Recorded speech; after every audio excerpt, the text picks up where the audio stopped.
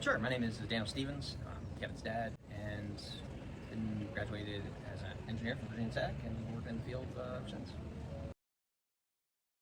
So I worked mainly. I was in manufacturing, and then I moved from manufacturing to supply chain, and spent the rest of my career in supply chain. I co-opted with General Motors when I was in college, and so my uncle was an engineer who had worked for General Motors for 38 years, and honestly, it looked pretty interesting, liked his lifestyle and stuff, and so kind of followed in his footsteps in a way. But I liked being in the plant because I don't know, I felt like you're doing something when you see seeing a bunch of vehicles going off the line, like, oh, I had a hand in that, seeing on the road and such. It was a great feeling.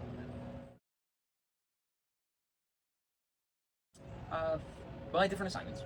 So when I was initially there, I was a reliability engineer, which is basically supplier quality control. So they got a problem with, I was working in assembly plants, and so they had a problem with the part not fitting, or we had to figure out whether it's the part not fitting was because of the part was bad, or was the person doing it not doing it correct. It was the process wrong. Right. So trying to separate part and process, and we had a way of doing that, and then working with suppliers to get the parts fixed. Now sometimes it was really easy, like, hey, they shot in the injection molding, and instead of a gray part or a tan part, it was mixed. And even like, oh, okay, now we got to put people together and sort through and make sure we have good parts before we put them on the vehicles. So that's what I really liked doing, because there was a lot of problem solving. I was I was helping the line, but I wasn't on the line. And I did that for a couple of co-ops and about 6 months of my job. They switched me. They were like, hey, we really need supervisors. And so then I was on the line. And I was scheduling people, diagnosing and fixing problems. And that's kind of weird. And then we had official industrial engineers that I worked with to rebalance the line as changes were made. So yeah, I was with General Motors for a total of 3 years. And then I was looking around, I wanted to stay in Atlanta, and GM was going to move me off to another place after they were going to close the plant here in Atlanta. They was the plant in Porterville, which is where I came down to work at. So I moved over to process improvement at Home Depot. So then I spent the rest of the time at Home Depot. That's a good question. So I found that the skills and the mindset transfer over, but I had to learn. It was a bit scary because like here I'm going from a manufacturing environment back into an office environment, and it was a little, it was a lot different working with union people and salaried people.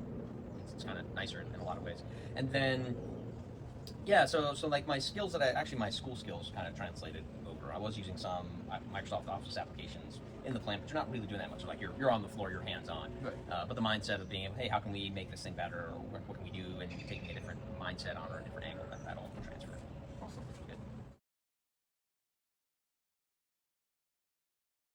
Good. Mm-hmm. Yeah, they hired me on because I could work Excel.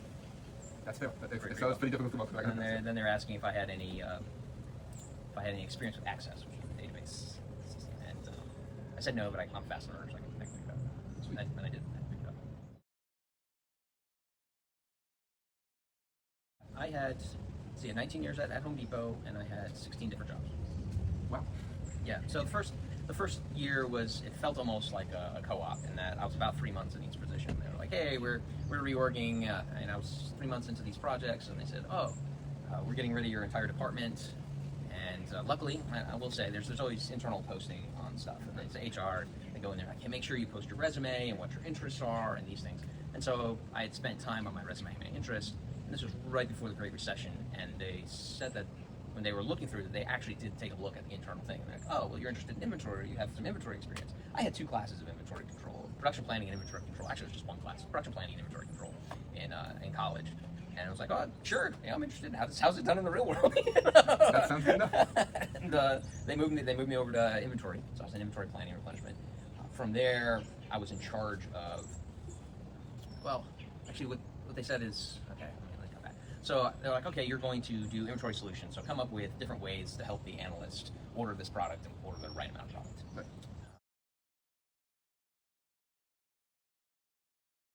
From there was a major issue. Christmas was coming, but at that time, 2000, this is early 2006. It's almost 20 years ago. It's kind of crazy. But Christmas was coming, but nobody would sign the contracts for Home Depot. So they'd ordered all these containers, and they were trying to get a third party to like take the inventory and distribute it and get it to all the stores in the proper amounts. And nobody wanted that contract. they couldn't get any 3PLs, third-party logistics companies to do it. So then they came and they came to the solutions group and they said, we really need help. We have 5,000 containers coming into 1,973 stores, and we know what each store is supposed to have, and we aggregate it up, we order, but we don't know which container is supposed to go where. That's slightly problematic. Given our 11 DCs, and we have to know, it's Monday, and we have to know by Thursday, Friday at the latest. Right.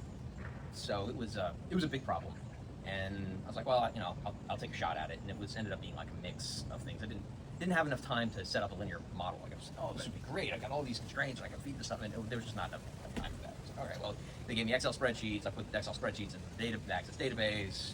Kind of went through, kind of matched some things up, re-uploaded. Anyway, came up with a system, solved it in 4 days. So Thursday I presented to everyone. There was another group that was working on it because, well, who knows, whoever came up with the solution first wins. So I came up with it first. They were still a couple of days away from coming up with a solution. Well, my solution worked. Everybody's Christmas in stocks were higher than ever at that point in time. I do recommend, it is nice to stay in the position for 2 years. And I would recommend this to all the analysts that work for me later. Because the first year you're cleaning up everybody else's stuff, whoever's before you. And you're trying to figure out like what in the world's going on. And you're just like flying by the seat of your pants and you're doing it. But the second year, you figured all that stuff out, but now you've made the plan and now you've ordered the stuff. It's like, oh, I know what I was thinking. I didn't know what I was thinking before because I didn't know what the other people had done. And so then you're able to iterate on it and get better. But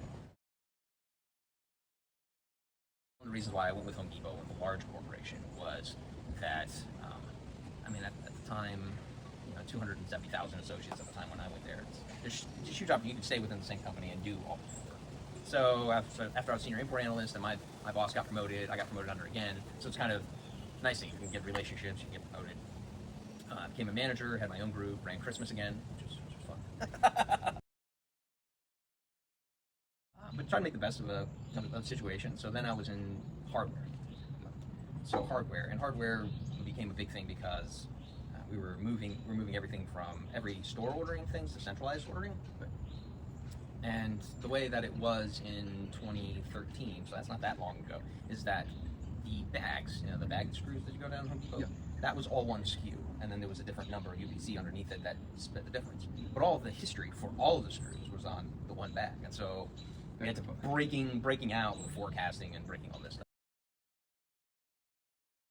So one of the courses that was really helpful for me was actually statistics, my statistics courses. So I was an industrial engineer at Virginia Tech, and I didn't realize how much statistics was involved in 3 classes of statistics. But it really came in handy at work because now all of a sudden, like, well, how much demand do we want to capture? Because you can't capture all the demand, but you can't be totally out of stock at the beginning of the season, right?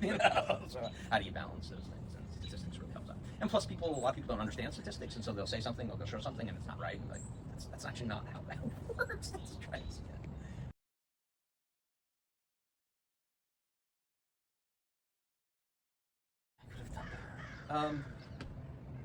Yeah, I'm sure there's all sorts of things that I could have done better in any situation. I think one of the things was to keep aspiring to do better, kind of really owning up to mistakes and saying, hey, sometimes I let things go a little bit too long before we said this is not doable. A lot of times I really wish I'd given a little bit more pushback sometimes on deadlines to just give myself a little bit more time to double check things, or I learned mid and later on in my career, like, just because I think I can do it in 10 minutes doesn't mean I should say 10 minutes. I should say an hour because you don't know who's going to swing by, or you don't know what other fire drill's going to come up. Okay, but if I think it's going to be an hour, it really should be 4 hours because something else might come in. So just give myself a little bit more time to get something done. It's better to over-deliver, right? To promise and deliver early than to be constantly having to go back and saying, oh, I'm sorry, I'm going to be late. I'm sorry, I'm going to be late. That just sucks. There's other things could have done better.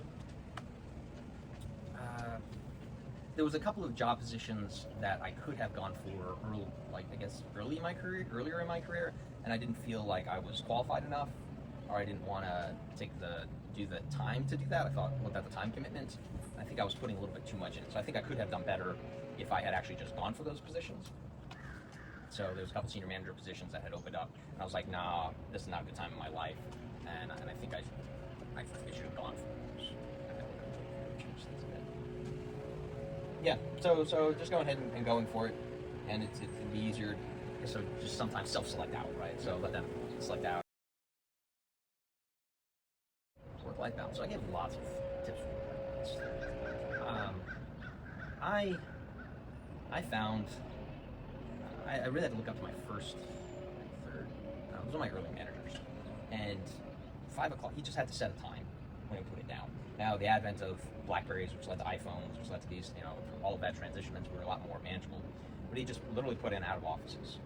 So if you want to take a lunch, schedule that you're out of office for lunch, and schedule when you're going to come into the office or off. So it was on my Outlook calendar for everybody to see that Daniel's not available at lunchtime, and I'm not available after 5:30, and I'm available, before. I would, there's some emergencies that we'd have to take the phone calls and stuff, but generally, to break it, I have to put my phone down in the other room. Right, so the phone goes in the kitchen while I'm eating dinner, so I'm not looking at it. Right, the phone goes in the office while I'm going to bed, so I'm just not tempted to look at it. But also, I think that is one thing that I've seen. The work-life balance has been it's shifted back and forth. There was a certain amount of time, but I find that if I am more balanced, if I have take the time off. Just I don't know. There's some innate being scared of taking time off. At the end of my career, throughout my career, I've always taken all of my vacation days. Schedule, plan the vacation, take the vacation days. You actually feel better, come back, I've got better ideas, I'm more revived. It takes me about 2 to 3 days to decompress. So generally would take a full week is really good. But not, some people, some jobs, some positions require you to work really long hours and such. And I'm not opposed to working 10 to 12 hours when you have to, but understand what are your family needs. So then flexing. It was actually kind of nice having kids because the daycare closed at 6. I couldn't work past 6 because I had to go pick up the kids from daycare. Right, so there was a nice cutoff for me. I think I got a better work-life balance when I started having kids because I had to be 100% when they were little and it was there. Sometimes work felt like a break from the kids. Whew, at least I feel like I can get something done. So how did I keep work-life balance? Made sure that I take all the vacation that I needed. Set your hours, and be but it forces. I found that forced productivity. I was much more productive if I don't set my hours, and then it's like, oh well, I can always do this after this time, or I can do this after this. And I found before I got pretty regimented about my balance that I could slough off, or it's easier to procrastinate. But if you set your hours, it's like, crap, I really have 8 hours today. And these are the only 8 hours that I have. I can't extend it to 10. I can't extend it to 12. I can't get on later on. I gotta nail it, and it really kind of tends to focus, concentrate on it. Right? Yeah.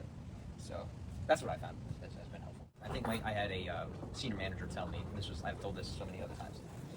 Your career is a marathon. It's not a sprint. If you and it's I think it's okay to sprint a little bit in the beginning to get ahead, right? Like, hey, you're first in your career, you sprint. But then you've got to slow down and start the steady, sustainable pace, or you're not going to